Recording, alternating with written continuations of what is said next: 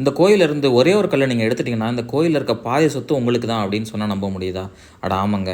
சிவகங்கை மாவட்டம் சிங்கமுனூர் அருகே பரம்புமலை, அதாவது இன்றைய பிரான்மலையில் இந்த கோயில் அமைஞ்சிருக்கு. இது 1000 வருடங்களுக்கு மேல் பழமையான கோயில்.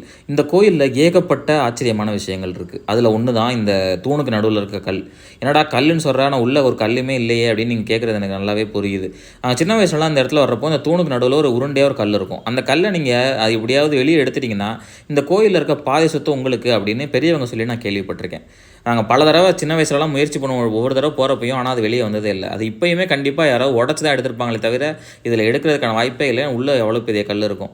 இவ்வளோ பெரிய தூண், அதுவும் ஒற்றை தூண், அதுக்கு நடுவில் 3 பக்கமும் துளையிட்டு அது நடுவில் வந்து அந்த உருண்டையை செதுக்கியிருக்காங்க. அதெல்லாம் மிகப்பெரிய விஷயம்.